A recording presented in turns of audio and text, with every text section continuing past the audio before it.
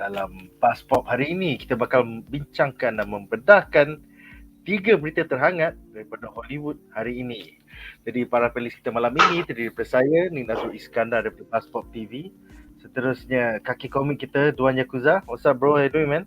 What's up? I'm fine. Right. Yeah. Dan seterusnya adalah Kaki Kaiju kita, iaitu Munif Malek. What's up bro, how you doing man? Doing great, sesehat Monsterverse. Terbaik. Alright guys, so kita akan mulakan perbincangan kita malam ini dengan berita menarik kita yang pertama.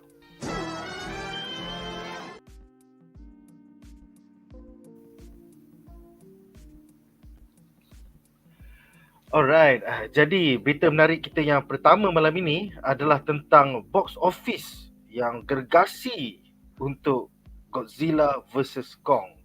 Jadi pada hujung minggu pertamanya di pawagam, filem Godzilla x Kong telah berjaya meraih kutipan sebanyak 194 juta dari pasaran box office sedunia, di mana 80 juta adalah daripada pasaran domestik Amerika Syarikat, manakala 114 juta adalah daripada pasaran antarabangsa sebanyak 64 negara macam tu.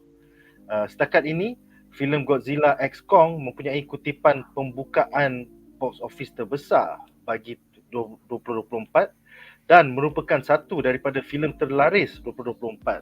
Dia di tempat ketiga ya, di mana tempat pertama adalah Dune Part 2, kutipan sebanyak 626 juta selepas 5 minggu. Kemudian Kung Fu Panda 4, 340 juta selepas 4 minggu di pawagam. Dan terbaru sekali Godzilla x Kong, baru seminggu di pawagam dan nak dekat 200 juta.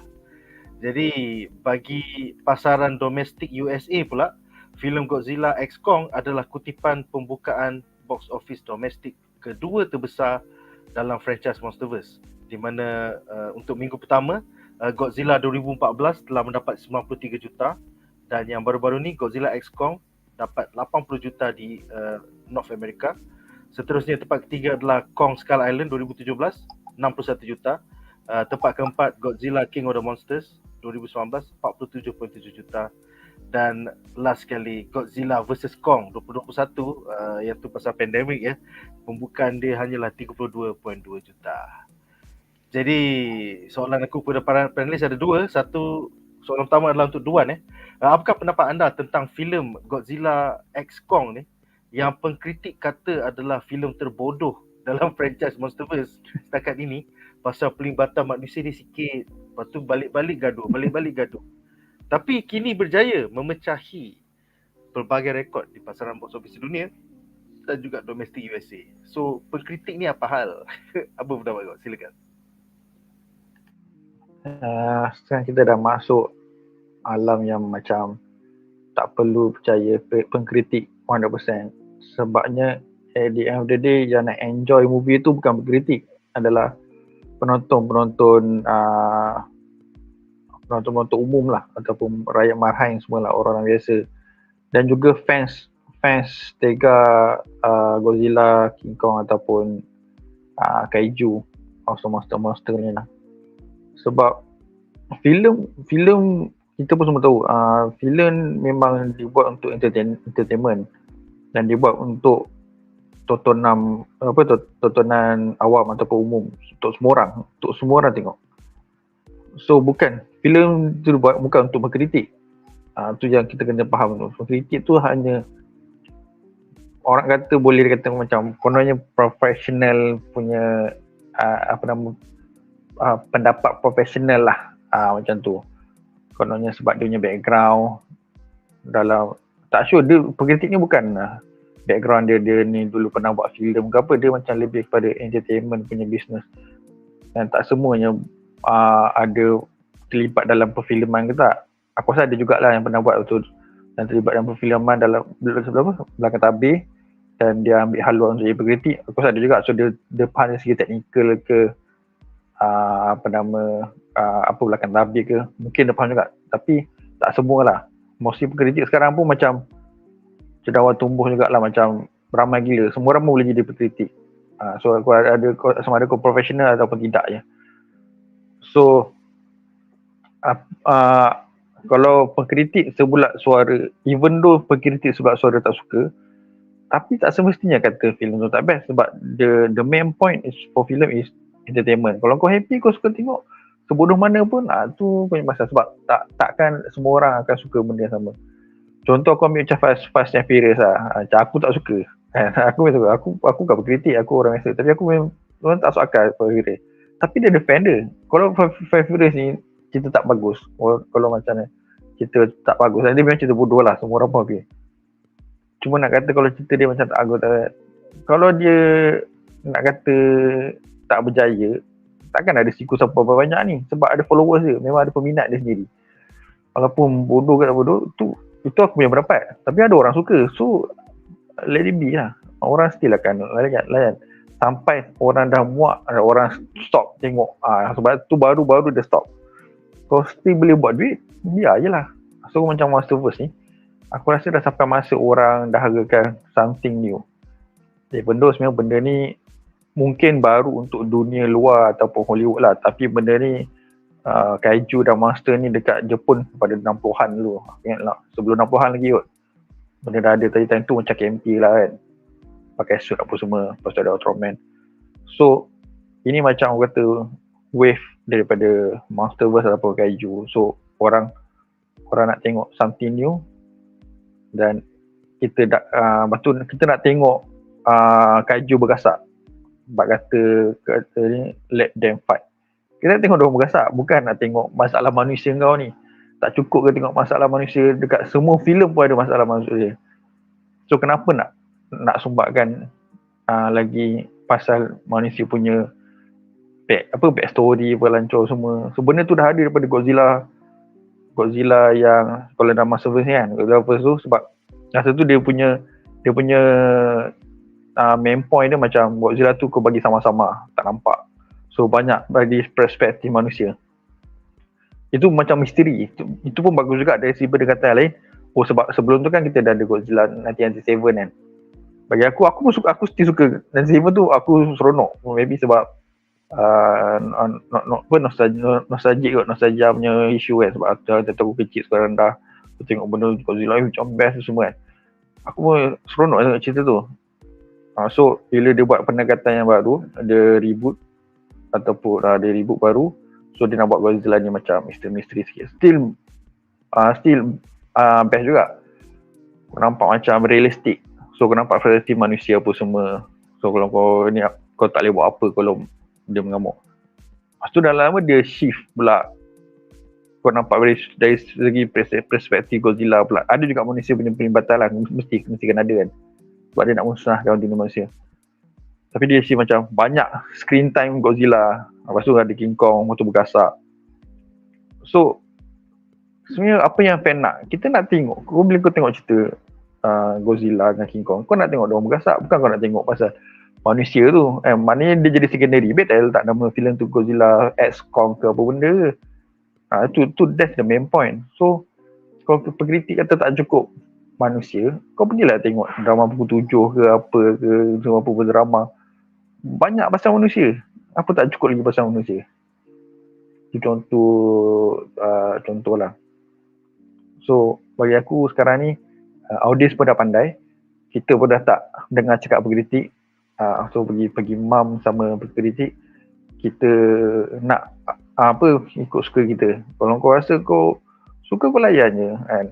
Buktinya dia dah dapat antara the highest box office punya grossing. So kemungkinan akan ada release sequel, apa semua, ada plan lain. Aku pun enjoy je. Aku Godzilla ni, even though aku kurang tengok yang version Japan punya, tapi sebenarnya version Japan tu pun aku tengok macam Shin Godzilla pun orang kata best. Mana semua siap menang Oscar. So Godzilla ni dah jadi heritage untuk Japan tau. So macam banyak kali dah buat pun still boleh orang Jepun boleh layan, betul orang satu dunia pun boleh layan. So kalau kau tanya aku, memang this a new dawn age of monster have coming. So aku mengharapkan sebenarnya daripada kejayaan Godzilla ni, dia akan berkembang lagi banyak lagi monster ataupun kaiju lain. Cuma sayangnya Pacific Rim tidak dapat treatment yang macam ni, sebab Pacific Rim nombor 1 bagi aku best gila masa zaman dia terus buat.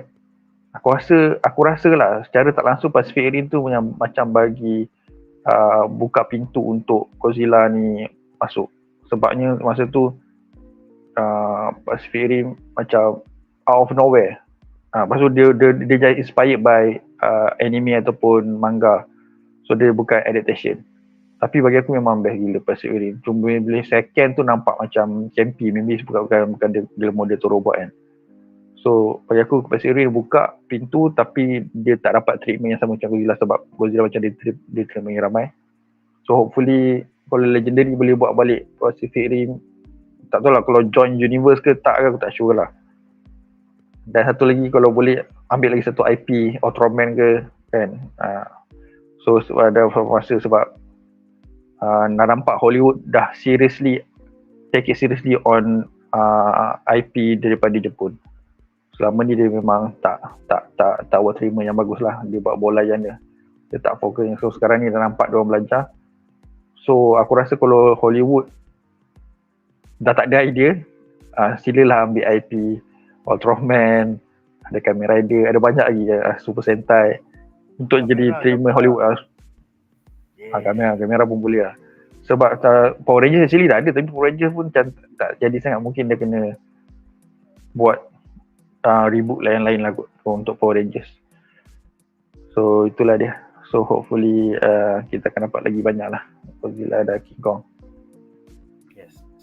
Actually aku setuju dengan apa yang Duan cakap. At the end of the day, kalau kau seorang fan Godzilla dan Kong yang sebenar, korang akan faham bahawa Godzilla dan Kong ni ataupun genre kaiju ni is a spectrum. On one end kau ada yang penuh fokus pada manusia, macam Godzilla -1, macam Godzilla 2014. And then on the other end ialah yang bodoh kamar yang kerja dia nak gaduh je, which is Godzilla X Kong, which is fokus kepada kaiju 100%. So kita sebagai peminat tegar genre kaiju ni, kita patut bersyukur pasal within the same year ataupun 2023 dan 2024 kau dapat both ends of the spectrum. Kau dapat yang fokus kat manusia sampai pergi menang Oscar lagi, Godzilla -1, and at the same time kau dapat yang versi bodoh gila yang mesti gaduh-gaduh kau nak menjerit dalam power gam seperti Godzilla X Kong. So apa salahnya kita enjoy dua-dua? Kau tak boleh menjatuhkan satu lepas tu cakap Godzilla -1 is the best. Tak ada lah. Come on bro, be a true fan.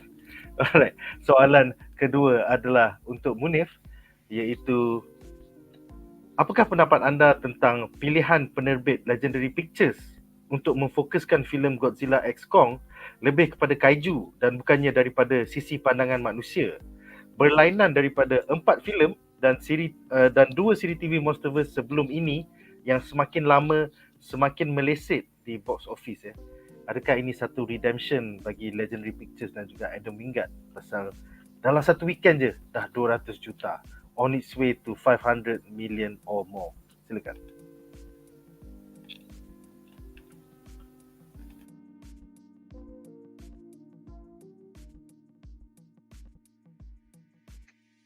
Okay, pada pendapat aku lah regarding Nick punya soalan pasal ni, I won't call it a redemption, tapi more to orang kata respect for the IP, respect for the fans, and then respect feedback.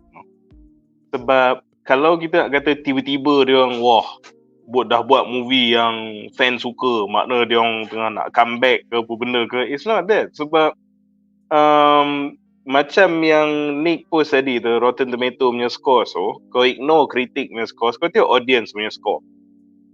First movie Godzilla 2014 66%, Skull Island 69%, King of the Monsters 83%, GVK 91%, and your latest GXK 92%. You don't need to be a statistician untuk nampak what's going on now. The penerimaan daripada penonton tu makin meningkat, and subsequently peningkatan tu berkadar langsung dengan apa, which is fan punya, audience punya komen tu di-address oleh Legendary. Kita cakap kita nak tengok more Kong, more Godzilla, So masa Godzilla 2014 tu orang annoyed gila. Dah nampak Godzilla keluar dari air dekat air pup dekat. Nampak Godzilla dengan motor dah nak ni pup pintu trap tutup kan. Lepas tu macam oi. Orang nak tengok kan. Lepas tu tunjuk pasal Wonder dengan Quicksilver punya entahlah drama lah benda lah. So padahal waktu orang dah hype gila sebab you know it's been so long tau. Sebab the last kita dapat is memang itulah Godzilla 98 which aku actually terkejut ramai orang tak suka. Sebab macam Duan aku enjoy je movie tu sebab it's an iteration kan. Hollywood punya iteration macam okay je movie tu. It's not the worst thing in the world tau. Tapi orang duk cakap saya movie tu macam dia Mobius tau. Which aku akan defend sampai sekarang. It's not as bad as you guys keep saying it is lah. Tapi tak apa, tu cerita lain. So anyways, masa 2014 ni dah keluar more, you know, Toho accurate dengan Godzilla design kan. Orang dah hype gila, tengok kutipan dia pun memang tinggi. Tapi dia simpan pula. Sebab, which aku faham. Sebab kau nak buat a proper Hollywood adaptation, kau kan gratify benda tu. So Godzilla tu got gratified. So dia macam ni, very toned down, very muted, kurangkan sikit. Nampak kaiju tu maybe nak jimat bajet ke. So you don't know movie ni nanti kena hentam macam 98 ke. So tak ada lah dia buat all out monster brawl lagi. Maybe simpan sikit duit VFX so semua just tunjuk monster tu sikit-sikit kan. Kita faham. Tapi dengan kutipan yang the first movie tu buat, and bayangkan fan komen dia nak tengok more monsters, nak tengok more Godzilla, and yet dapat juga 500 juta. Yang bagus legendary ni, okay, dia ada plan, memang dia nak buat this monsterverse, tapi at the same time dia mendengar. So masa Skull Island keluar, kau dapat tengok a lot of Kong, and in fact kau dapat tengok you know a few kaiju battles yang jadi situ kan, like actual full kaiju battles dengan dia guna propeller kapal lawan dengan bapak Skullcrawler tu lah benda semua kan. Suddenly wah, there's a big leap lah, lonjakan kan. Lah tu bila masuk pula King of the Monsters, tak payah cerita lah. Not only dia lagi menampakkan monster tu, and in fact kali ni bukan original creation punya kaiju. Kali ni dia ambil memang Toho punya heavyweight, so King freaking Ghidorah yang memang just beautifully animated dengan Hollywood level punya VFX. Satu kau ada fan favourite Mothra, and then kau ada lah Rodan lagi, tu kau tag team match WWE style kan. So macam fans wow, daripada the 2014 Godzilla yang tutup sampai King of the Monsters dah damn macam tu. Lepas tu datang pula Godzilla vs Kong, dia finally the crossover in D nanti not only dah menjadi, not only dia orang lawan, and in fact they improve daripada the original punya Toho punya movie lo, which is dia agak vague with the results of the fight dulu. Tapi ni clearly tunjuk Godzilla menang. They had the balls to show a winner. Lepas tu, whether you're Kong fan, Godzilla fan, tak kisah. Kong menang ke? Last kali tag team lawan another iconic Toho punya legend, Mecha Godzilla. Movie tu perfect.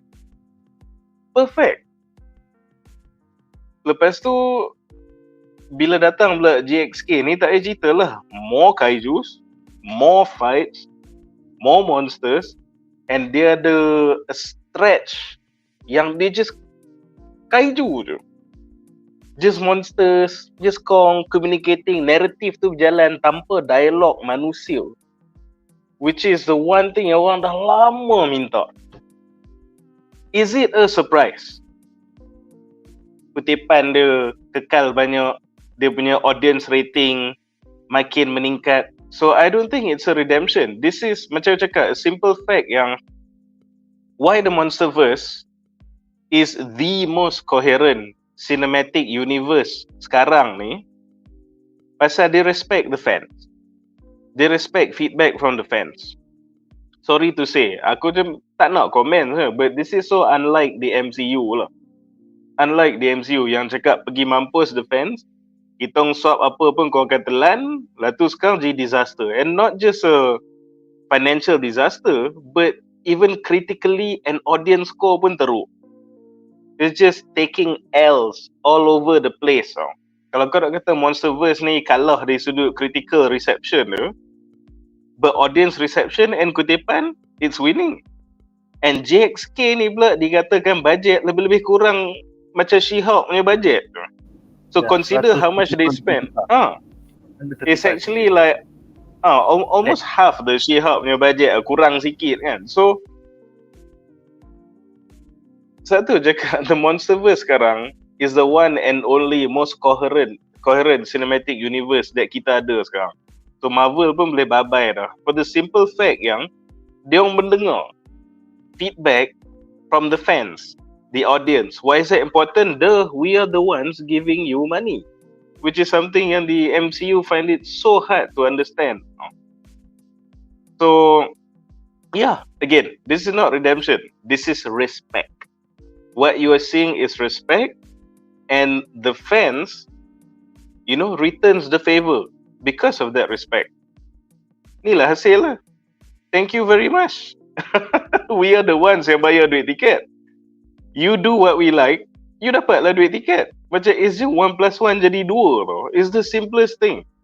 And sorry to say lah, kalau aku nak sentuh sikit pasal critics punya rating. Actually aku pun tak tahu apa yang critics nak. Kalau kau tengok King of the Monsters and JXK ni, benda yang paling fans minta, yang tu lah rating paling teruk dia bagi tau. And macam the King of the Monsters aku lagi tak faham tau. Dia buat macam cerita tu macam Madam Web. Macam tengok apa, teruk gila, tak sampai separuh pun, less than 50% tau. So I don't know what you guys want tau. Aku just boleh assume one thing lah. Maybe sebab the Monsterverse ni not only dia paling respect IP, paling respect fans, and paling coherent banding MCU or the late DCU whatever, tapi dia pun is the only show yang tak ada agenda-agenda. Maybe itulah sebab kenapa critics tak suka. But make no mistakes, GXK and the rest of the movies, so even aku yang memang macai kaiju ni, man, I admit there are problems, there are weaknesses, they're not perfect movies. But dua benda lah, kau kena susun mindset kau. You're watching this Toho IP punya monster brawl. Kau bukan pergi tengok Interstellar, kau bukan pergi tengok Oppenheimer. So dalam lane dia perform. It does its job. Sebab kalau ada yang nak criticize, kata maybe cerita ni pun okay, macam Nick cakap tadi, ada orang kata dia bodoh lah, tak masuk akal lah, apalah. But kalau if you are really a fan of Godzilla, kau tahu Godzilla ni dia ada 3 main eras yang dia go through tau. Showa, Heisei dengan Millennium tau. So since Showa, dia dah try reboot this whole Godzilla IP ni 2 kali dah with the Heisei and Millennium punya eras ni. Kalau kau tengok Showa punya, more than half of the movies on Showa tu, kalau kau rasa JXK ni gila mengarut, kalau kau tengok Showa era punya Godzilla kan, and even some from the Heisei and even Millennium pun macam ni aku kata, ni monster terbang-terbang kan. Masa Godzilla lawan Hedorah dulu, dia guna atomic breath untuk propel diri dia terbang. Guna atomic breath dia boleh terbang. Macam Cyclops 97 tu buat kan, dia buat optic blast, so dia landing slow-slow kan. Macam tu Godzilla boleh buat dengan atomic breath. Kau cakap saya mengarut lah. Tak cakap lagi pasal Minilla, anak Godzilla tu, tak cakap pasal lagi Mecha Godzilla dikontrol oleh alien monyet lah. Lepas tu even the classic Godzilla versus Kong dulu pun, Kong dia hantar dengan hot air balloon lah, hantar. Memang banyak gila mengarut. Tu kau ada Jet Jaguar, which is obviously Ultraman punya rip-off. Dia nak masukkan ke in the franchise kan. So macam Nick cakap lah, dia IP Godzilla ni has always been about spectrum. Kau ada the first movie which is a very dark, political, social criticism about, the threats of nuclear war kan. Then kau ada another iteration yang dia buat, itu pasal Cold War pula. Lepas tu of course kau ada -1. Lepas tu, ni tak campur lagi lah, kau ada some like wonky animated ones yang mana science boleh rival some Interstellar mind-blowing punya bullshit pun ada juga. Macam kat Netflix kau boleh tengok Singular Point lah apa je tu, kau sampai pening kepala. Kau tengok cerita kaiju tapi kau pening kepala macam tengah tengok Interstellar. What the hell is going on kan? So dia ada genre macam tu ke. Lepas tu of course yang Hollywood iteration, so you have the popcorn ones. Masa Showa pun you have the lagi crazy daripada the so-called popcorn Hollywood adaptations pun. So there is no one tone that fits all Godzilla punya movies and IP tau. Dia ada 35 movie. Semuanya tone yang completely lain-lain. Tak campur lagi the animated trilogies and itulah the singular point apa semua tu kan. So what I'm trying to say is that dia kau tak boleh criticize the Godzilla IP ni for not being a certain something yang kau expect bila dia memang dah gila dari dulu. And dia punya gila tu pula bukanlah gila yang kerana tanpa sebab. Sebab this is what the fan yang minta. This is what the hardcore fans yang minta. And again, macam cakap, kau tengok balik dia punya rating tu lah. Sebab awal-awal dia buat gritty, orang tak suka. Okay, dia develop. Makin lama makin gila. Kau tengok audience rating, makin orang suka. So, not only is kegilaan tu dah memang sebati dengan IP Godzilla, tapi kegilaan tu datang on fan demand. Bagi aku, there's nothing to criticize. The fans want it, they delivered sebab they are entertaining the fans, not the critics.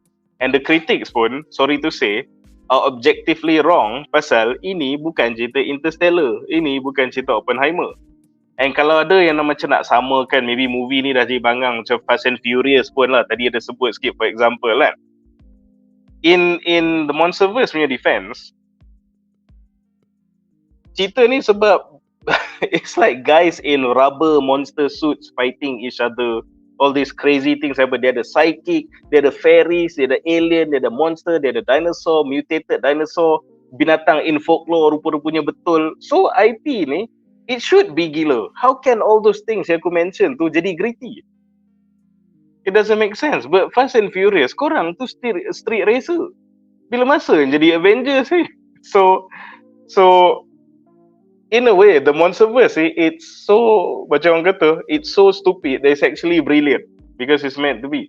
Macam Fast and Furious tu, it's just stupid. So bagi aku itulah, again, akhir sari kata, it's not a redemption. It's in fact something that Marvel and even coming DCU ni, or any lah yang cerita-cerita nak buat cinematic universe ni, should learn from the Monsterverse. Listen to your money makers. Listen to the guys who will buy your goddamn ticket. So, and nak kata last kali punya langsinya Monsterverse ni, okay, korang tak suka manusia kan? Fine. Movie kita makin banyak kaiju, makin banyak fights, makin banyak benda gila, kurangkan manusia. But let's experiment one thing. Dia keluar series Monarch, dia buat series pasal manusia. Pergi mampus. And last kali, critics and fans dua-dua gila babi suka. This is betapa sebenarnya underrated, betapa dahsyatnya Monsterverse punya universe ni sekarang sebenarnya.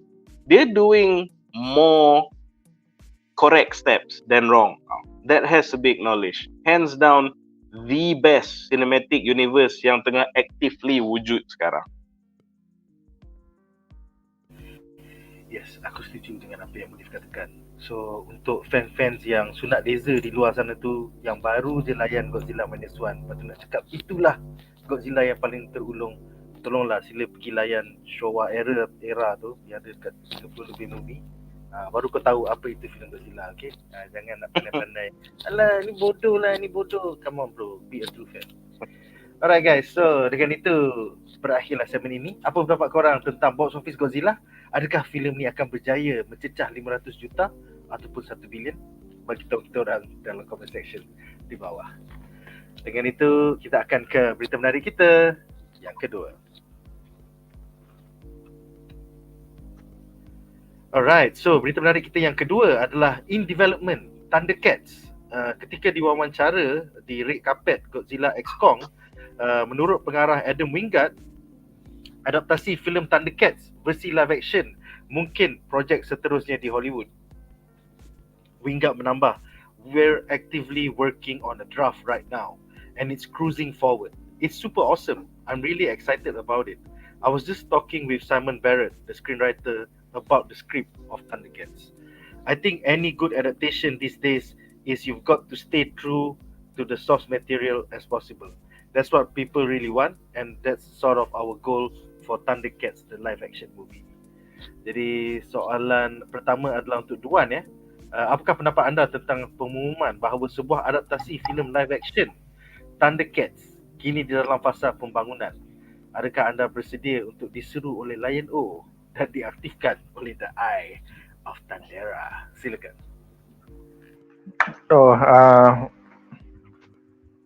Thundercat yalah, kita kan memang besar dengan Thundercat punya animation kan. So memang kecil-kecil dulu memang selalulah Thundercat ho. So dulu macam masa tengah sibuk pasal adaptation superhero apa semua kan, ataupun ada adaptation daripada kira Sundays punya kartun lah kan, animation. Aku terfikir kenapa diorang tak nak adapt Thundercat kan. Masa tu diorang ada Kaiju, Transformers kan, Transformers Kaiju. So macam kenapa tak nak Thundercat kan. At that time maybe aku fikir macam benda tu susah lah leceh lah, sebab kau nak kena cari idea apa, orang pakai suit Thundercat, which is kalau pakai nanti nampak macam Ninja Turtle. Even though bagi aku Ninja Turtle dulu masa dia buat pakai suit tu nampak, for me masa budak kecil tu belum sekolah lagi kot, belum sekolah ke dah sekolah, nampak memang real gila-gila, memang epic, memang realistik apa semua, memang hidup. So tapi bila dah zaman 2000, masa orang dah ada, bila dah nak nampak Transformers 2007 dan dah dapat Kaiju apa semua, maybe masa tu kalau kau nak buat Thundercat, nak nampak realistik, kau nak lawan apa Transformers dengan Kaiju, mungkin at that time susah. So dia takut jadi macam Nadzru punya level. Waktu tu Nadzru pun tak keluar lagi lah yang 2014 tu. So diorang macam maybe time tu at that time aku fikir diorang tak tahu nak ikut pakai suit prostetik tu ke ataupun CGI. Jadi kalau CGI pun tak boleh nak nampak orang kata organik. Kalau macam Transformers sebab dia metal apa semua, so boleh nampak real. Mungkin kat situ masa tu diorang tak dapat crack lagi the code lah kan. So bila dah lama teknologi dah makin bagus, aku rasa itu yang keluar. Dia total versi CGI yang pakai dot-dot tu kan. So sebenarnya nampak tipu lah, tak nampak realistik lah kan. Tapi at that time nampak macam that's the close lah kan. So sekarang ni sebab time kau nak adapt Thundercat, bagi aku tak terlambat. Cuma persoalan dia kau nak guna route mana, yang dot-dot tu CGI tu ke, ataupun kau nak pakai suit prostetik. Maksud kau atau mocap, motion capture ataupun practical effect prostetik. Ada dua tu, mocap ataupun prostetik. Tapi kalau kau tanya aku, maybe boleh combine dua-dua ni lah, dua-dua style. Maknanya kau pakai je suit, tapi at the same time kau letak mocap tu untuk kau punya face punya pergerakan lah, recognition apa semua bergerak. Tapi bila kau pakai suit dan kau pakai rambut palsu macam Leno ada rambut, so ada ni yang badan apa semua, so nampak lagi real lah daripada fully mocap. Which kau pakai grey suit, lepas tu kau dot kau buat ni buat CGI, tapi aku rasa susah nak nampak realistik dan aku rasa budget really tinggi. Bila kau pakai prostetik, so badan tu dah nampak real dah kau dah jimat kat situ. So kau just buat dekat muka je dia punya CGI tu. Itu apa yang aku fikir lah, bila maknanya kau dapat vibe tu lah. Tapi kalau kau boleh buat mocap yang sekarang, zaman sekarang mocap dah kira nampak real gila, tak nampak kartun, tak nampak macam Ninja Turtle 2014. Avatar bro, okay lah. Kau tak tengok Avatar, kau tak tahu. Sebab tu Avatar tu dah kucing dah tu bro. Avatar tu pun sebenarnya nampak kartun tu. Avatar tu pun even though memang nampak kartun gitu. Tapi Avatar yang biru tu bajet dia pun mahal. Sebab tu lah macam kau nampak cantik, tapi kau still nampak benda tu kartun. Susah nak buat. But then aku tak tahu lah, maybe diorang boleh pull off ke benda ni. Sebab aku rasa Thundercat ni aku rasa masalah, the biggest problem kau nak make it come to life like action.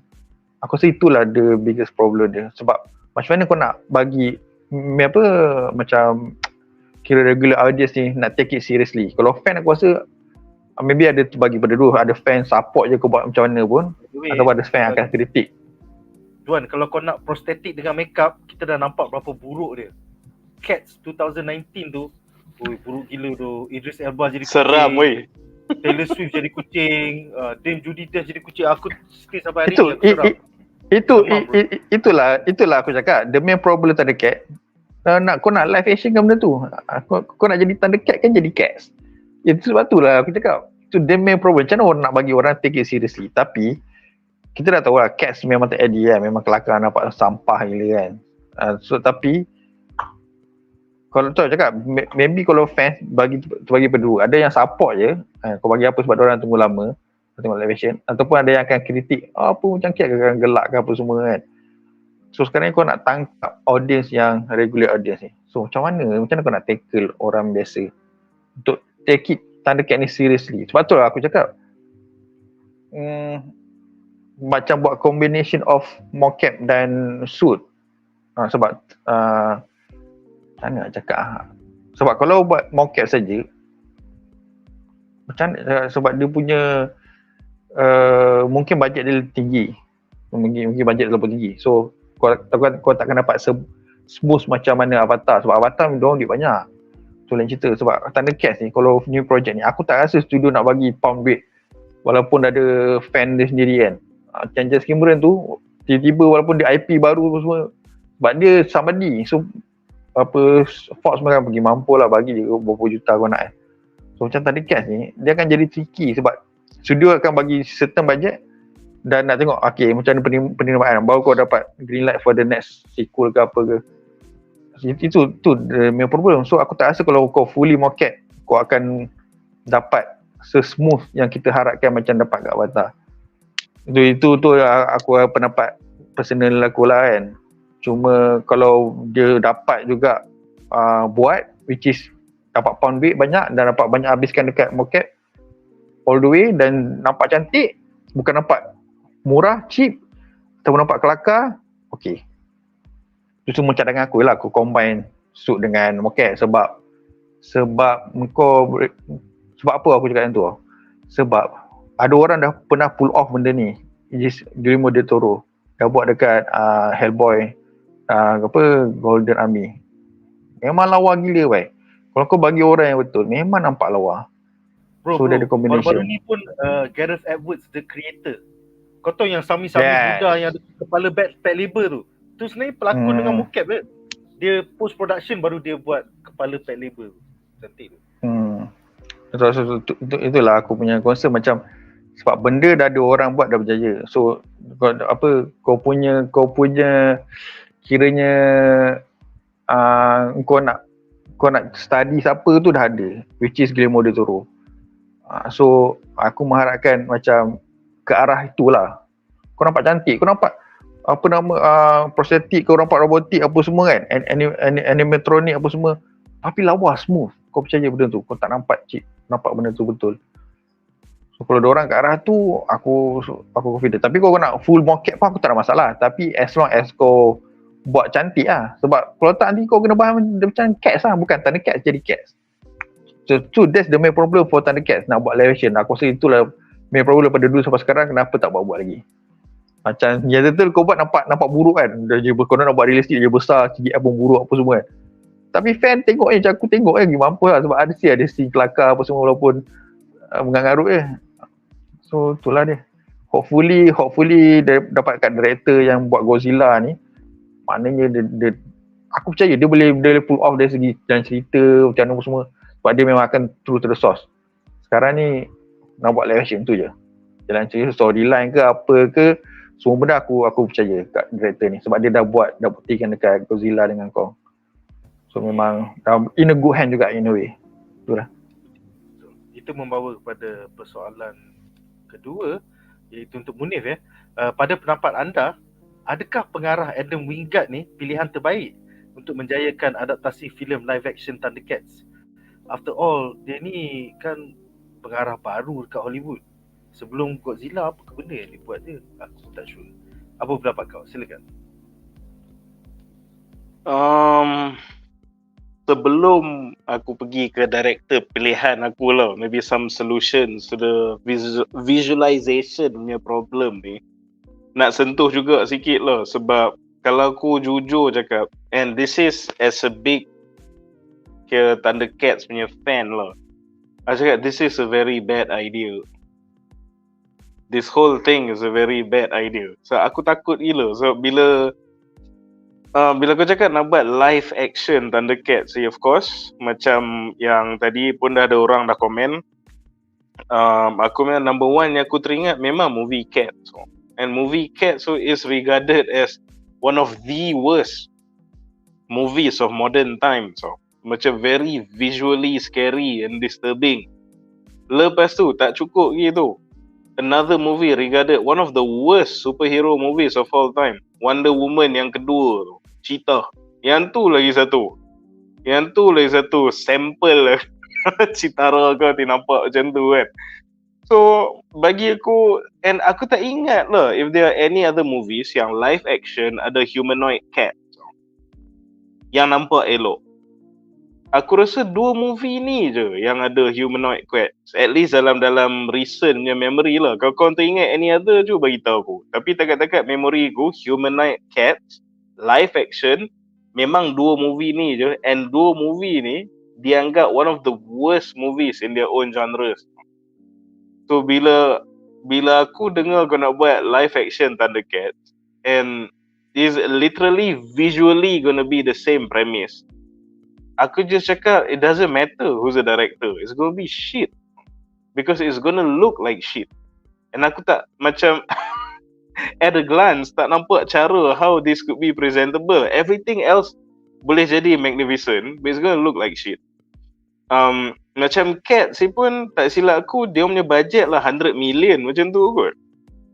Maybe this can be resolved with a 200 million budget, tak tahu. But then dia pergi balik ke Duan punya point yang Duan bring up tadi, which is betul. Depending on which director pula, you know, dia takkan berbagi je tu 300 million budget kat kau macam tu je.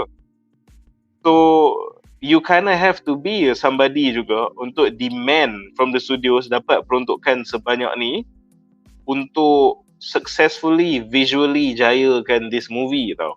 And we know Cats gagal teruk despite having 100 million budget. There's going to be some director yang boleh demand upwards of 100 million budget untuk buat this movie tau. So aku macam, there are things yang kau kena susun di situ to make it work logistically and artistically yang membuatkan aku rasa why even bother to make this movie in the first place, walaupun aku suka Thundercats. In fact, masa 2007 dulu there was a rumor dah, even back in 2007 pun nak buat a movie, tapi yang satu dia pun nak buat an animated movie, which I think is a way better option. So kau bayangkan any Thundercats fan, heck even new fans pun, bayangkan depa went with that 2007 animated movie untuk Thundercats tapi style-style macam Spider-Verse tu. Weh, style good. Seriously style. Sebab the Spider-Verse and banyak other animated punya outings dah membuktikan you don't have to do it in live action for it to be loved by critics and audience. So aku macam, they should have just went with that idea. Tapi itulah macam dah lama sangat. Lepas tu there was no news. Tiba-tiba bila muncul berita baru ni, katanya nak buat live action pula dengan ada Wingard kan. In fact sebelum ni pun dah lama dah. After yang the animated movie rumor 2007, somewhere in between that and this year ada another rumor about live action movie. Masa tu kita tengok rasa Mila Jovovich pun ada offer dia nak berlakon jadi Chitara lah apalah semua.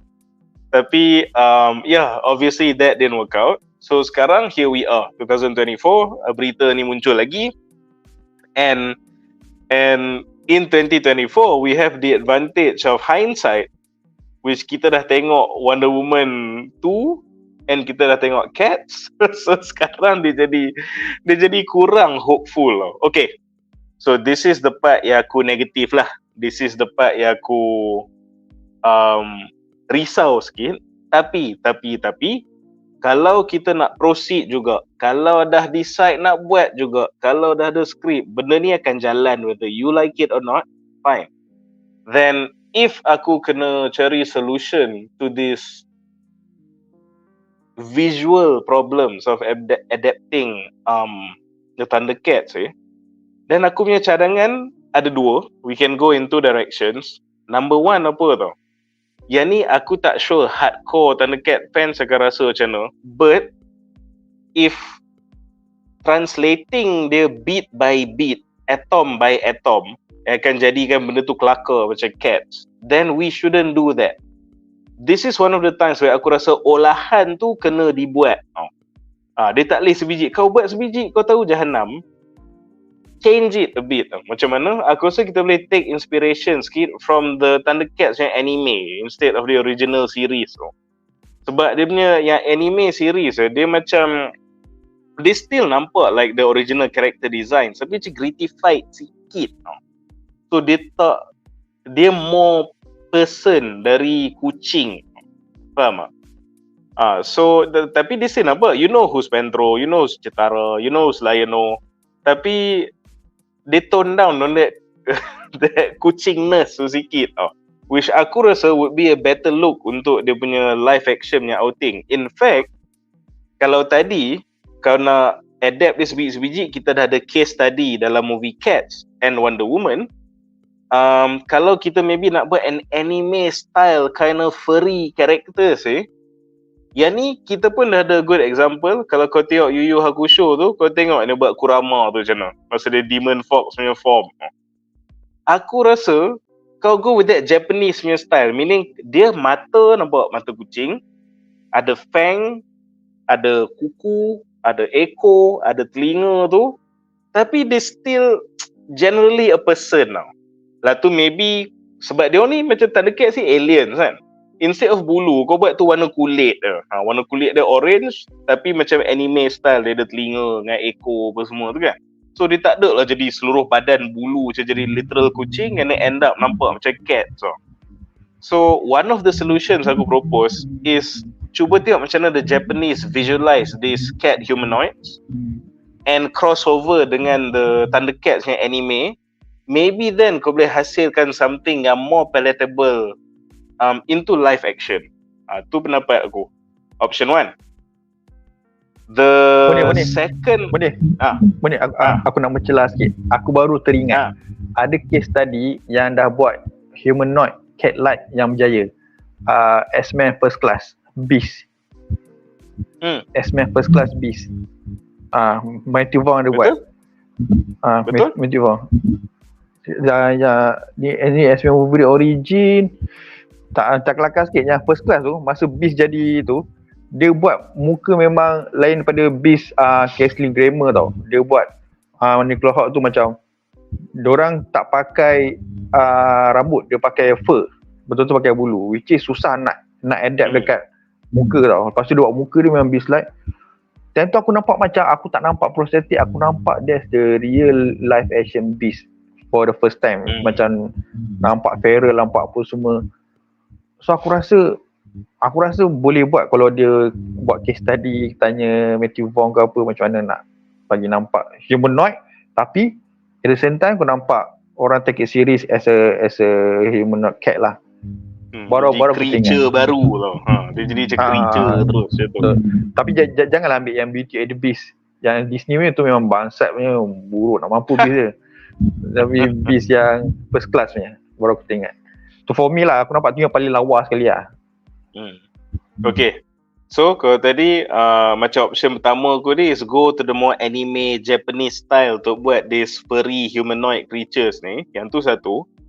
The second one, menjawab soalan Nick kat sebenarnya, kalau tanya aku punya director pilihan lah, then aku cakap why not keep it simple, bagi to the creature king Guillermo del Toro terus. Why not just give it to him untuk pegang terus, simple. Sebab number satu, Duan punya isu cakap saya budget dia pun nak bagi kepada director for this first feature film ni settle, is Guillermo del Toro. Tata hari ni jadi second Pacific Rim. So the trust is there. nak dapat more than 100 million budget tu pun langsung tak mustahil. Lepas tu think about it. The other thing yang bagus maybe kalau ambil Guillermo del Toro ni apa? Macam aku cakap tadi, my point stands. Aku rasa kau tak boleh beat for beat directly adapt the TV series tu jadi live action. Kalau tak, dia memang akan jadi Cats. So kalau kau tak buat macam cara cakap anime punya style tu, then why not kalau Guillermo del Toro pegang, buat dia punya style terus so, macam like Thundercats kan. Tapi bayang Thundercats buat Pan's Labyrinth style. Dia pun ni alien kan? So maybe dia nampak macam tak tahu, dia lagi dekat dengan macam Guyver sikit apa, contoh, bukanlah all out Guyver lah. Tapi kau tahu Pan's Labyrinth kan, kau tengok texture dengan creature dia macam mana kan. So these are cat aliens. Dia bukan orang cosplay as kucing, dia pun ni alien. So kalau macam texture dia kau buat, maybe itu bukan bulu tapi dia punya skin colour lain ke apa ke, dia boleh work tau. And also Guillermo del Toro, aku nak sangat tengok macam Guillermo, kau boleh sketch tak what you envision to be live action Thundercat? Aku rasa kau akan tengok satu sketch yang sangat gila babi. Sangat macam wow, kau tak terfikir that it looks like Lion-O but macam bukan macam kartun, but it is Lion-O tapi it works macam mana. Aku tahu Guillermo del Toro boleh buat macam tu. Seriously. So kalau ambil dia jadi director, budget is not a problem. And bayangkan, instead of dapat direct cartoon translation yang nampak hodoh, kau dapat Pan's Labyrinth style punya Thundercats. Bayangkan the aesthetic of that world tu macam mana tau. Confirm style.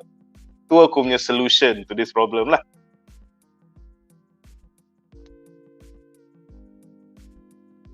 Yes, menarik.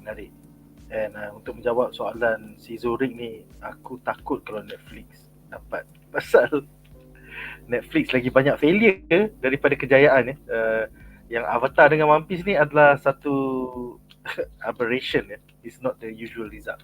Selalunya filem-filem Netflix pun kalau alright guys, so dengan itu berakhirlah segmen Duan memang aku ada masalah. Ya, aku ada masalah dengan wiring kau. But anyway, dengan itu berakhirlah segmen ini dan kita akan ke berita menarik kita yang terakhir. Alright, jadi berita menarik kita yang ketiga, yang ni memang berita panas daripada minggu lepas. Aku rasa banyak gila orang komen. In development, Pirates of the Caribbean reboot. Penerbit legenda Jerry Bruckheimer daripada filem Top Gun dan juga Bad Boys mengesahkan bahawa franchise filem Pirates of the Caribbean bakal direbootkan kembali oleh Disney. Dia mengatakan, we're gonna reboot Pirates so that it is easier to put together because you don't have to wait for certain actors. Komen dia ni pasal dia benci kena tunggu bertahun-tahun nak buat sequel untuk Top Gun dan Top Gun Maverick.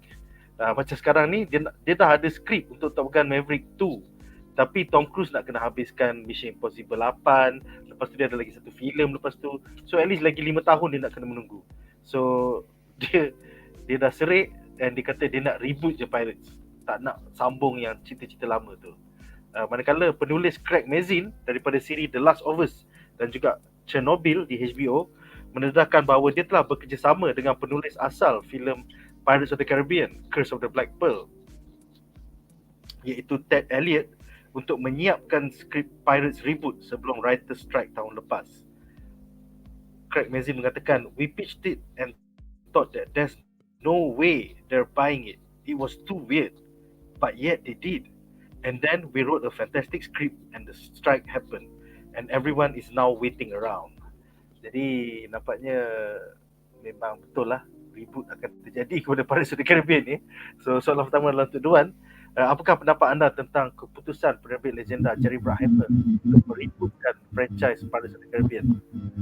Pasal dia terkesan menunggu Tom Cruise dekat-dekat. Aku rasa pirate ni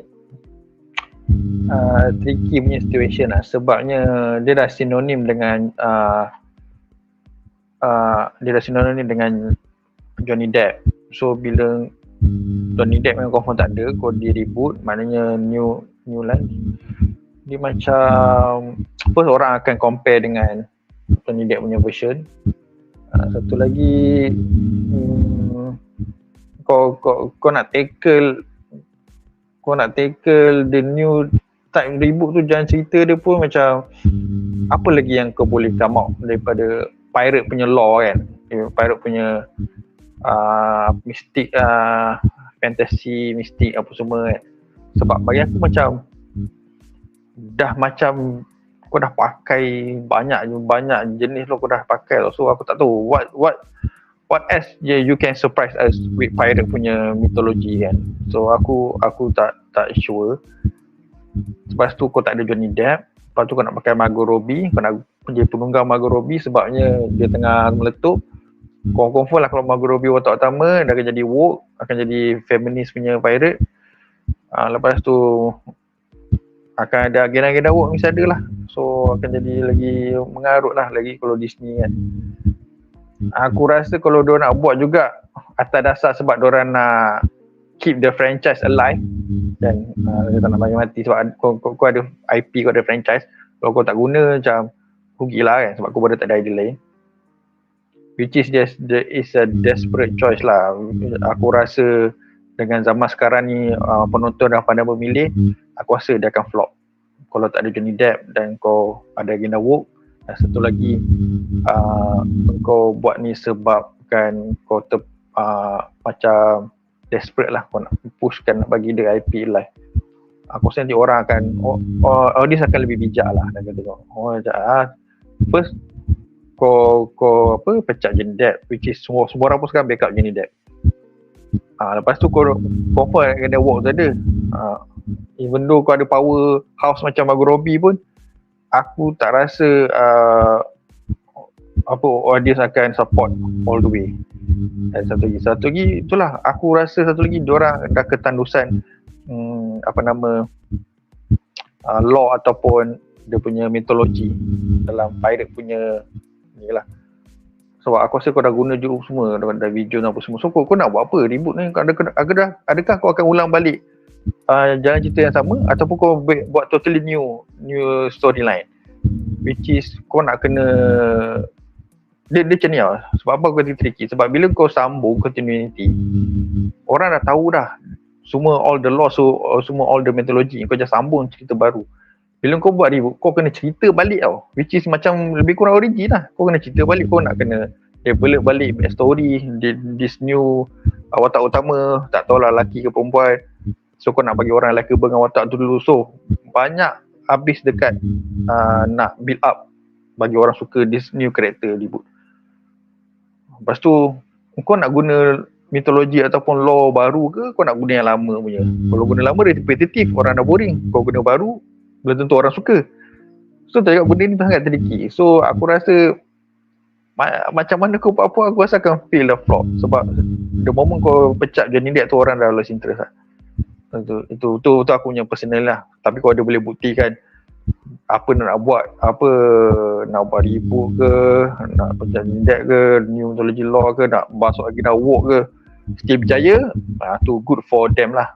Tapi kalau ikutkan rekod Disney dengan sama kita tengok ni, aku rasa memang akan flop lah. Orang dah tak era masa Disney dah in a way macam orang dah start boycott. Orang dah macam dulu dia big guns, dia paling besar. Kau buat tahi pun orang jilat. Sekarang ni orang dah bijak. Kau buat tahi memang orang ludah saja. Buat tahi ludah. So orang sekarang dah bijak. So Disney sekarang dah tak boleh macam dulu. Kau bagi apa pun orang tak ada. Kau dah tak boleh belagak macam dulu. Sekarang dah zaman orang ni. So Disney kena berhati-hati lah. Which is kalau dia buat juga dah flop, bagus lah. Biar Disney kena betul-betul padam ke. Biar semua director semua tu, mana salah kita, bodoh. Semua orang dah beritahu salah kau buat juga benda sama, padam muka kau. Biar dia buat ni, biar fail lagi, biar flop lagi. Bawa puas hati aku. Buat lagi semua benda buat pun fail.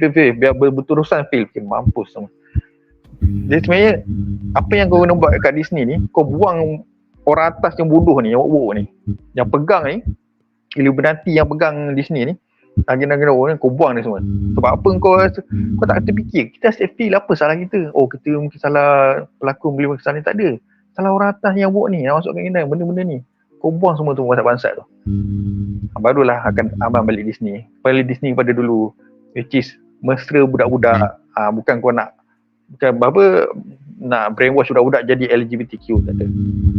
Bring back the old Disney, macam tu lah. So personal. Sorry lah, terlari sikit daripada tajuk Azal. Sampai geram, aku geram kan di sini. Macam tak belajar pergi selepan, macam bodoh lagi. Ramai geram, tak apa. Aku faham. Selama 3 tahun ni, diorang dah banyak bullshit. Dalam animasi pun kau nak masukkan geng abjad. Dalam MCU pun kau nak masuk geng abjad. Dalam Star Wars pun kau nak masuk geng. Betul lah. Aku nak tengok light year je kot. Aku tak nak tengok geng abjad dalam animasi lah, babi. Dalam Eternals aku tak nak lah, sia. Macam tu lah kan. Alright.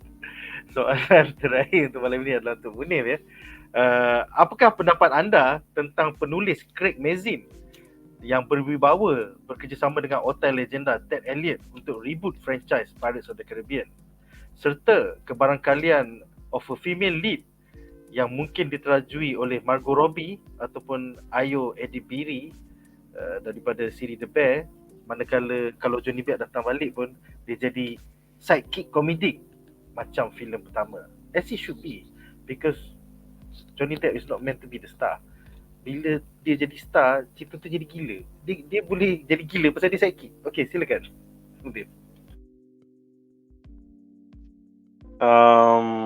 First of all, as hot as she is, aku letih lah tengok Margot Robbie lah semua benda.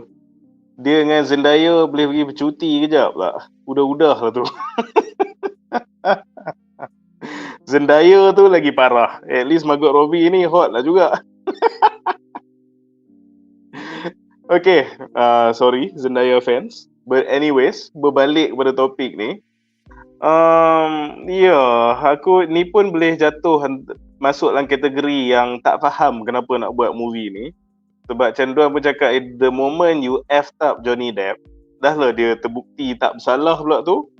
And kau just destroy dia before dia was proven innocent kan. So itu je dah should be a red flag for you yang maybe we shouldn't make another Pirates movie. Biarlah terkubur di sini kan.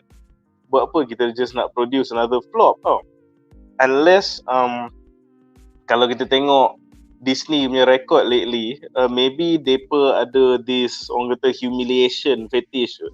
Mereka sangat-sangat suka dimalukan dan kehilangan duit, itu fetish dia orang. Tu sebab tu dia akan terus buat benda-benda macam ni. Aku tak ada penjelasan lain kenapa. Kau bayangkan, katalah aku berniaga kan. Macam aku pun kadang part time duk jual aku punya lukisan kan.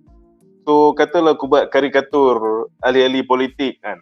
Jual. Tu macam, kau nak jadi artis ke nak main politik? So tak ada orang beli. So aku tengok, okay, damn. Aku buat karikatur politik ni tak ada orang beli lah. You know what I should do next? Aku lukis pula muka Najib. Lukis lagi muka Anwar lah apa. Buat lagi banyak kartun politik. Macam, mesti kau cakap, Munif, kau ni dah gila ke? Tapi Disney ni tak tahu. Dia tu, orang suka franchise ni saya Johnny Depp ni. Kita dah fuck dengan Johnny Depp ni. Jom kita buat juga. Aku macam kurang faham. What was the thinking? Was there any thinking? Tu persoalan dia. Aku tak tahulah. Aku memang tak faham. This just really sounds like a very very bad idea. Lah tu not only, kau bayangkan, kau tak cakap lagi saya macam movie ni nak jadi woke ke kan, sebab as we know Craig Mazin ni is complicated bagi aku. Sebab some of the things dia write aku sangat suka. Sebab dia tulis Hangover, dia pun buat movie bodoh scary movie yang aku tahu geng-geng kat sini ramai suka, ramai layan. Lepas tu baru-baru ni keluarkan Netflix superhero movie, dia juga yang tulis, memang lawak nak mampus. And then lawak-lawak bodoh pun dia buat. Lah tu critically acclaimed macam Chernobyl pun dia buat kau. Kan? And at the same time dia boleh buat sampah macam The Last of Us. Which aku punyalah tak suka. Tapi aku dah bagi tahu ni season 2 aku tak nak cover. Jangan libatkan aku. And sebenarnya Nick pun tak nak cover. So macam aku this Craig Mazin confuses me. He really confuses me. Aku tak tahu, we don't know which Craig Mazin yang kita akan dapat tau. Tapi since ni gandingan dengan Disney, you can bet your ass is gonna be the woke Craig Mazin yang kita dapat.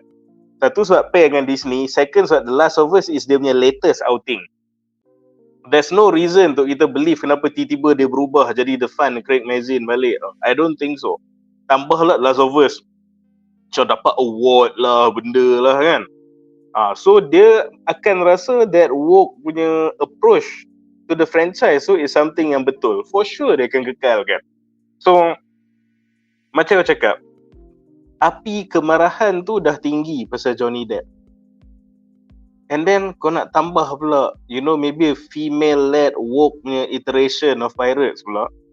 So it's just penjelasan ni aku cakap je kata kau ada humiliation fetish lah. Itulah. Bila kau dimalukan, bila kau menerima kegagalan, kau steam. Vessel gagal. Aku tak tahu dah nak jelaskan macam mana. Oh maybe dia just focus on awards lah.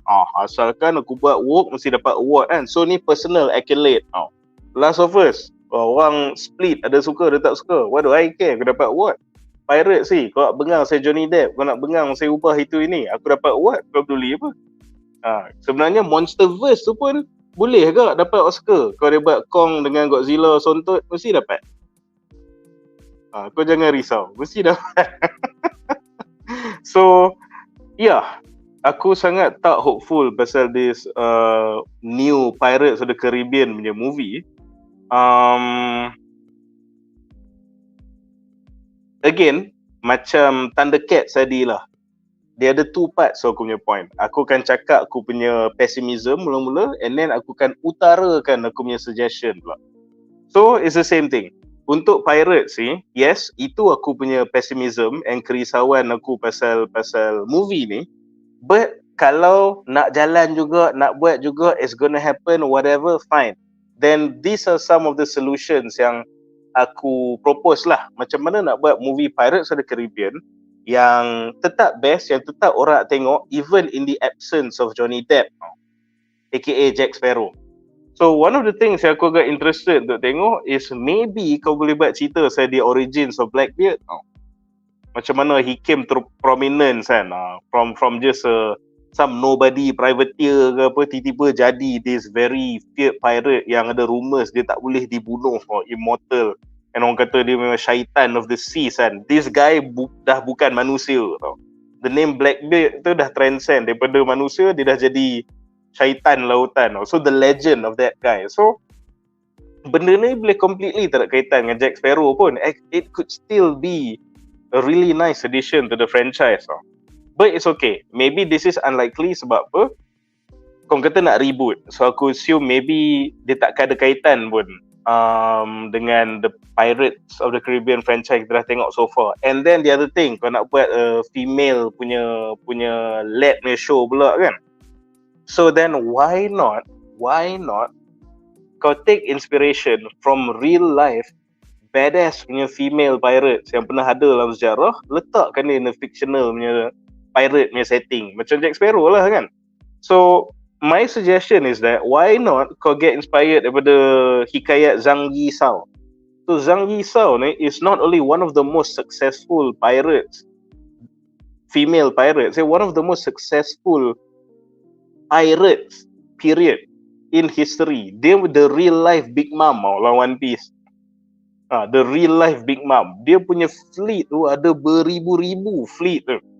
Dia sampai in the end, dia became so notorious, so menyusahkan lautan Pasifik sampai kerajaan China, the mighty China punya government pun tak boleh buat apa dengan dia.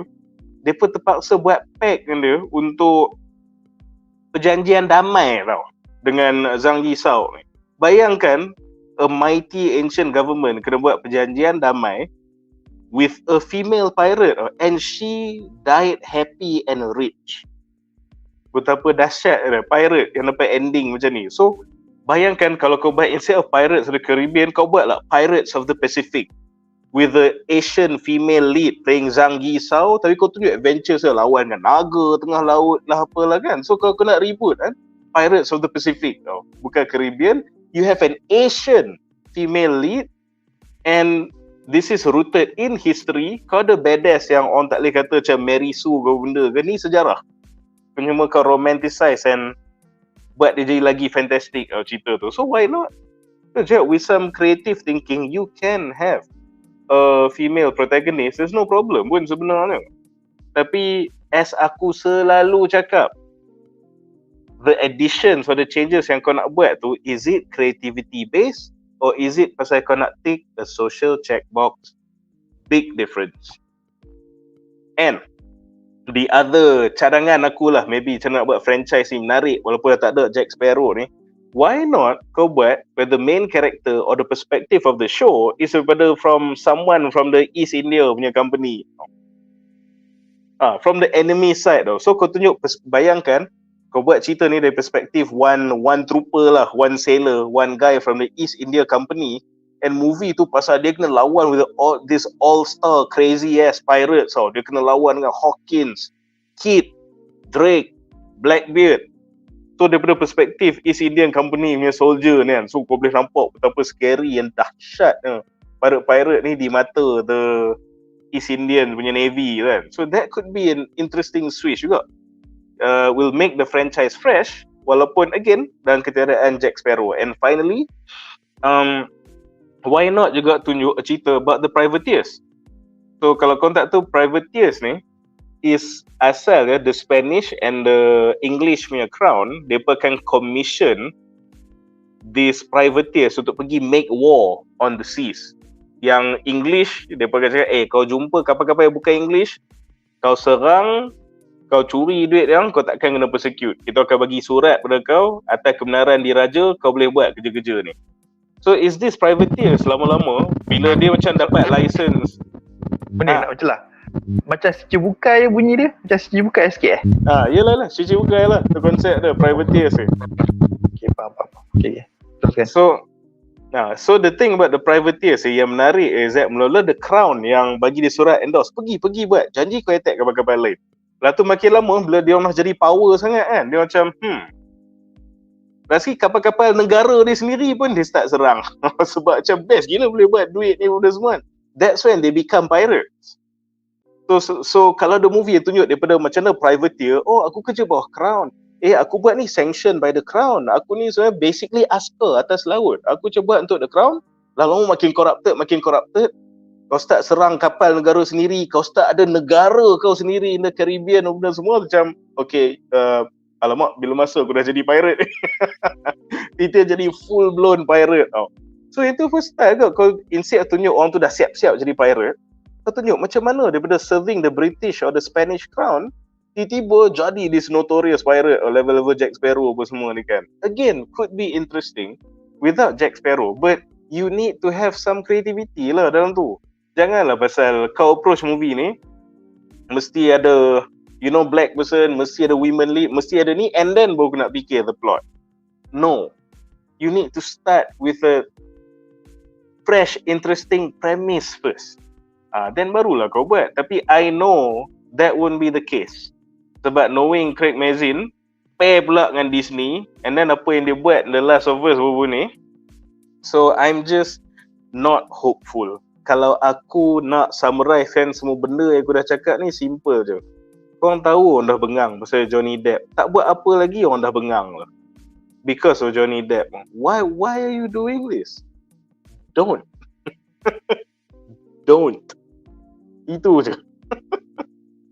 Ni aku ada satu soalan. Yang pasal yang pirate perempuan tadi tu kan, Chinese tu kan, dia pernah muncul dalam Pirate Caribbean at World's End. Buku pirate Cina perempuan juga. Orang yang sama. Dia bukan, dia yang aku rasa yang Chinese Pirate at World's End tu, yang tu macam dia kat Singapore kan. So yang tu inspired by dia lah. Yang Singapore tapi kalau tu tapi dia macam Singapore, dia movie tu juga kan, bukan? Dalam movie at World's End, dia kan dia berkumpul pirate, King of Pirate berkumpul kan. Dia nak decide siapa ni. So ada seorang wakil pada China, itu mainland China, memang perempuan, pirate perempuan. Muka dia macam nenek tu ke pirate ataupun inspired lah by the ni tak tahu. Sebab memang seorang pirate Dia- buat. Dia definitely inspired by Zhang Yisao lah yang tu. Dia memang the pirate empress. Memang inspired by dia. Tapi kalau kau nak tengok seketul ada Zhang Yisao ni. Kalau kau nak tengok dalam live action lah, ada orang dah buat tau. Tapi malangnya dalam cerita pirate Taika Waititi. Taika Waititi dia buat pirate dia. Oh, Ada, dia buat ya. siri pirate gay bro. Siri pirate gay, okay. Tak tahu. Munif cancel punya lah. Dah kena cancel lah. tak ada. Sebab Munif punya research pasal Taika Waititi sangat mendalam. Aku pun tak tahu. Ada aku nak tengok cerita tu. Dia cerita saya pirate yang bukan pirate Caribbean lah. Saya Taika punya. Fuck off lah. Aku tak jadi tengok ke. So dia live action dah ada dah kat situ. Tapi obviously kita nak tengok dia as a serious badass woman punya role lah. Sebab dia memang badass. Bukan saya pirate perempuan yang badass. Memang literally one of the most badass pirates ever. Dia je aku rasa dapat happy ending. Negara China tu terpaksa buat rundingan damai dengan dia, and dia terpaksa angkat dia jadi noble, and dia mati happy dan kaya. Betapa powerful dia. Kata kalau perang dengan dia ni buat, you know, maybe menang, maybe kalah, tapi for sure ramai akan mampus tau. So bagi je lah apa dia nak, just asalkan dia stop piracy. So kau buat movie saya tu, Pirates of the Pacific. Lagi style, women lead Asian. Kau punya work pun dah fulfill tau. Apa lagi kau nak?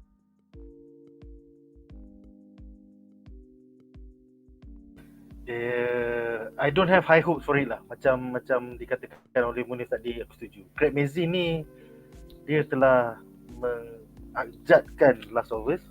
Lepas tu nak masuk season 2 ni lagi abjad. Yes.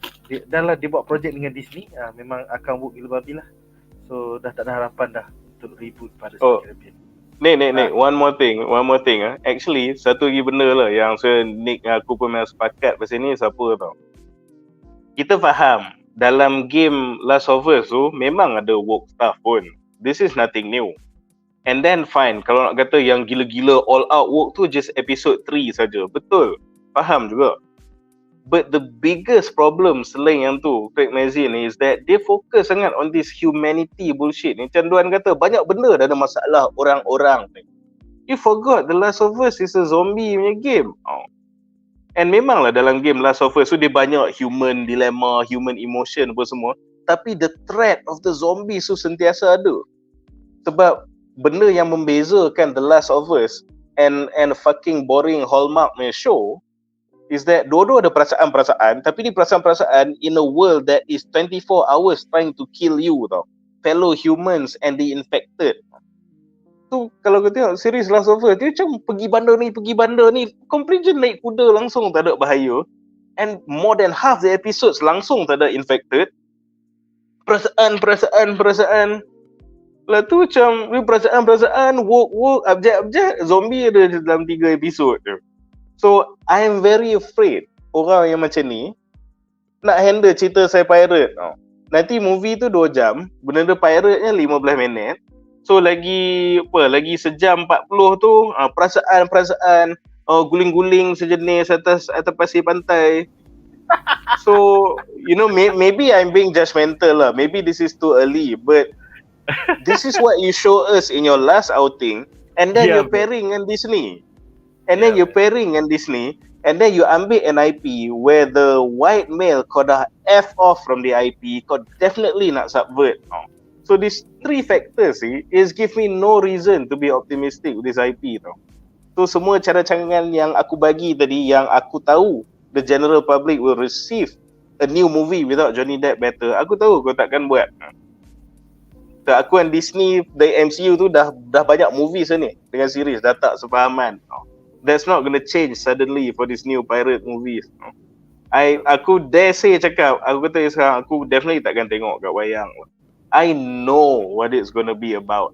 I know. Yes, aku rasa tajuk reboot dia adalah Perasaan of the Caribbean. Bukan pirate. Pirate cipu je. Dia banyak strawberry, misai strawberry. Perasaan maknanya nama tajuk dia Pirate Recovery Inside Out. Bodoh. Alright guys, so kita ada beberapa soalan terpilih. Duan memang ada masalah sikit dia.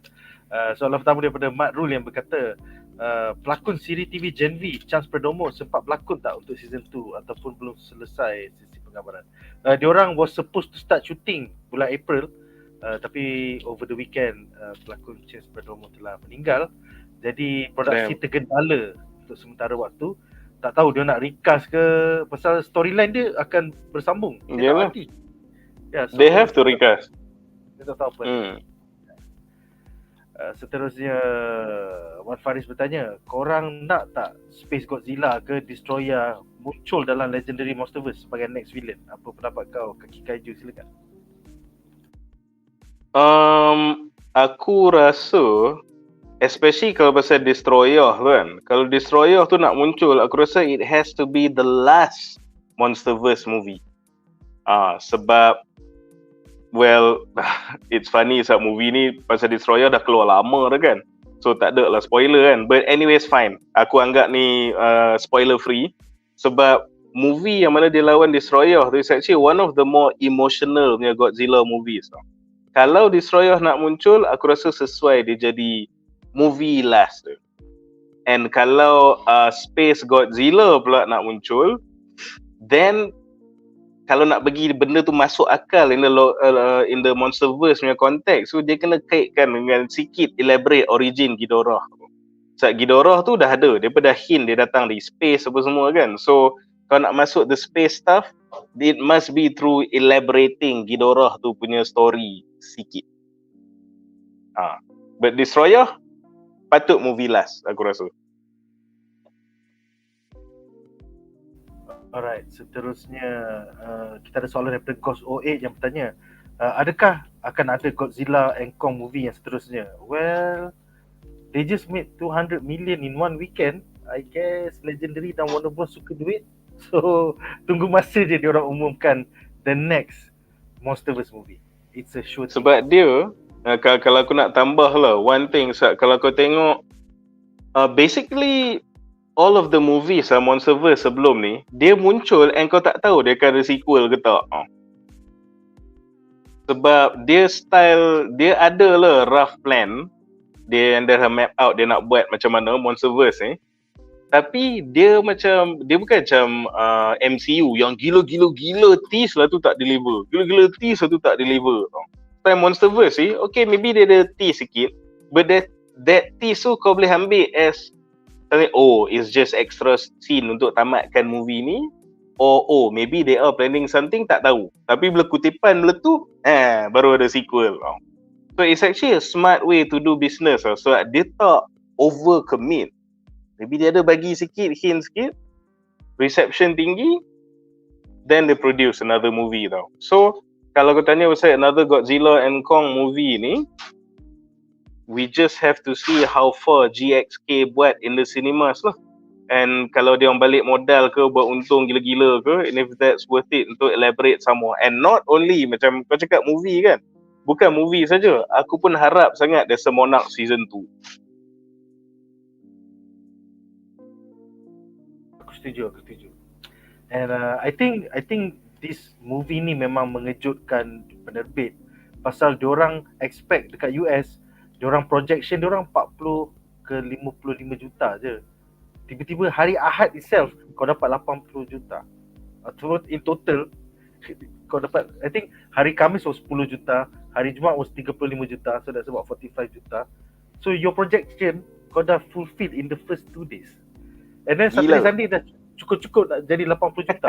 2 kali ganda daripada projected kepulangan diorang di US, pulangan diorang. So, yeah, it's logical that Legendary akan nak buat duit lagi, Warner Bros akan nak buat duit lagi, and diorang akan sambungkan Monsterverse. Yeah, so it's just a matter of time untuk diorang announce. Alright, seterusnya kita ada soalan daripada Shikamarul yang bertanya, siapakah yang para panelis nak cast untuk Thundercats? I think terlalu awal. Skrip pun tak siap lagi. Ya. aku ada dua je nak cakap. Aku tak kisah kalau ni nampak like the character ke tak, tapi citara aku nak Sydney Sweeney. Yang tu je, pergi mampus. Yang tu satu. Macam Yang tu mana satu. lari. Aku tak kisah. Aku tak kisah, pergi mampus. Yang tu satu. Nanti dia lari Nombor dua. Nanti lari dia kacau. Nanti dia kena muka kacau. Nombor dua ni, yang ni okay, yang ni serius je cari. Kalau yang first tu sebab untuk aku punya keseronokan nak tengok. Tapi cadangan nombor 2 ni aku rasa studio kena betul-betul pertimbangkan. Sebab kau boleh jimat duit kau. Kau ambil Vin Diesel, kau simbah dia cat kelabu, settle Pedro. Kau tak payah pening-pening kepala. Betul. Yang tu setuju. Apa kau nak tambah? Actually sebenarnya dulu masa diorang rumours nak buat Thundercats memang Vin Diesel rumours nak jadi Pedro pun. Memang dah dulu memang dah ni lah. Cuma tu lah. Tapi Munif I can do better. Instead of Vin Diesel, aku kasih The Rock as Pedro. Lepas tu dia jadi leader. Dia yang leader. Itu pasal tak boleh. Itu pasal tak boleh. Sagi dia besar kepala. There's a new hierarchy in the Thundercats. Dia akan buat macam tu. The Rock Pedro dia leader. Mampra semua. Lah tu Lion-O semua tak mau satu movie dengan dia, tak mau. Ni movie Pedro saja. Kau buat Lion-O buat movie lain. Pedro buat kereta pula. Jadi dia macam Fast Furious pula buat kereta. Lepas tu Pedro main dengan Citara sebab dia ketua kan. So, seperti dia kan nak buat apa kan. Ni mampus lah. Tak, itu main-main lah. Tapi kalau Lion-O dulu ada fan cast masa rumours Leonardo DiCaprio. Tapi macam mengarut lah sebab nama Leo kan. Leo lah. Duan. Itu tak mungkin kot. Asalkan bukan Timothy Chalamet Bing Bong. Sudahlah. Itu pun dah penat. Sudahlah. Aku rasa macam potential besar. Dia zaman sekarang ni dia 3 orang ke. Kau nak Timothy Chalamet jadi ke? Ataupun Chris Pratt. Seorang lagi perempuan Margot Robbie. Tu je. 3 orang ni dengan Zendaya. Zendaya lagi. So dia pusing situ lah sebab kalau tak dulu The Rock. Tapi The Rock sekarang dah tak ada job. So dia pusing kat situ. Timothy Chalamet, Chris Pratt, Margot Robbie. Kau nak siapa? Pusing situ je lah. Tom Holland jadi siapa sih? Jadi kucing yang kecil tu. Yang budak-budak. Wiley Kid dengan Wiley Cat. Boleh lah. Wiley Kid. Okay, boleh lah. Tak susah sebab kalau kau nak tanya pelakon yang boleh berlakon dan dia boleh action, lepas tu dia tak malu pakai mocap ataupun prostetik ke apa, sangat tricky lah sebab benda ni macam membodohkan diri sendiri juga tau. Sebab kau nak make it seriously susah. Kau kena cari orang yang betul-betul dah biasa dalam fanbase. Aku rasa kalau kau tanya aku ada few orang yang sanggup buat kerja-kerja macam ni lah. Kau kena cari kat orang yang dah biasa buat lah. Aku tahu siapa.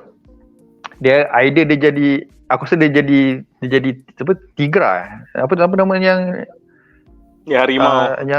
Harimau tu apa? Tigra. Tigra aku rasa ada seorang sesuai. Pedro Pascal. Tu pun orang dah muak agak tengok. Tapi dia bukan main sebab dia Tigra. Udah lah. Dia pun kata orang dah muak tengok asyik dia je kan. Tapi sebab aku main Lanjani lah. Aku main terus dah. Tak ada job Kau tak ada job. Andy Serkis jadi Snarf. Dia kan dah biasa jadi makhluk-makhluk. Andy Serkis. Okay. Golong jadi Snarf. Boleh juga. Tu susah lah sebab kau kena cari fan favourite, kena cari orang yang biasa, lepas tu kalau boleh kena cari muda. Macam tak terfikir lagi siapa kan. Macam tu lah. Macam kita bagi kan tu lah. Aku bagi Pedro Pascal semua dah buat. Sebab memang muka tu je balik muka tu je. Margot Robbie, Pedro Pascal. Komen Lanjani boleh. Tigra. Boleh. Kemudian tak ada job tu. Tadi ada budak cakap bagi ni Aquafina jadi Citara, Aquafina. Memang jelaka. Sampai apa? tak tahu. Don't ruin my childhood. Don't ruin my childhood. Dia jadi Mamra. Jadi Mamra boleh ya. Alright, seterusnya kalau 3D animated, studio animasi manakah nak buat? Siri ni ataupun filem ni adalah live action So it's not going to be 3D animation. Ya, betul lah. Itulah malangnya. Macam cakap ni, kalau buat macam Spider-Verse mesti stylo Thundercats ni. Serius. Tapi itulah, nak buat movie ke, jangan jadi cat sudah. Itu je. Itu the minimum harapan itu. Jangan jadi cat. Yes. Alright, seterusnya 6 soalan terakhir semuanya menyimpang. So aku akan mulakan daripada Wildcats yang bertanya. Bedah Gusti tak ada ke this week? Kita akan ada Bedah Gusti hari Rabu ini bersama Munif dan juga Syaz. The last one before WrestleMania. Woohoo! 5-6 hari lagi guys. Kurang seminggu lagi. Kita akan bincangkan banyak development Cody kena lempang lah, apalah. So yes, sama-sama kita bincang. Alright, seterusnya soalan menyimpang. Panelis tak nak bincangkan ke development filem Thunderbolt yang Florence Pugh tease sikit tu? Dia tease apa ke benda bro? Dia duduk belakang set je. Lepas tu dia tunjuk logo Thunderbolt. Lepas tu dia tunjuk body dia. Tu je lah. Tak ada apa pun. Tak ada benda nak bincang. Ui, kenapa ya Florence Pugh pakai warna aquamarine bawah mata dia? Kau nak bincang apa siah? Kenapa ya Thunderbolt punya logo sekarang ada asterisk? Lepas Thunderbolt, lepas S tu ada asterisk. Apakah maksud asterisk itu? There's nothing to talk about bro. There's nothing. Showed us nothing. So sebab tu aku nak bincang. Alright. Dia kalau pasal Thunderbolt, so the only news aku nak dengar is apa recast the Task Mistress tu. Kalau itu aku berminat. Yes. Alright. Kemudian kita ke soalan menyimpang kita yang keempat. Nick dengan panelis, tak ada ke yang layan siri sci-fi baru dekat Netflix, Three Body Problem? Yes. Kita Selesai. semua dah layan. Kita semua dah enjoy. 3 hari pertama dah habis, dah bincang dalam WhatsApp group. Masalahnya ini adalah satu siri yang berat, yang kalau kita spend 2 jam pun kita macam merugikan masa kami je. Pasal yang nak tonton tak lebih daripada 10 orang. Tapi yes, korang definitely should tonton Netflix Three Body Problem. Paling epic. Cuma susah untuk dihadam oleh masyarakat umum. Sebab tu aku tak cover. Ni. Shout out sikit. Dark Throw atau siapa-siapa saja kalau rasa nak bersembang aku pasal Three Body Problem saja nak discuss is space existential dread dan ideas-ideas yang sedemikian rupa, boleh DM aku. No hal. Kita sembang Three Body Problem.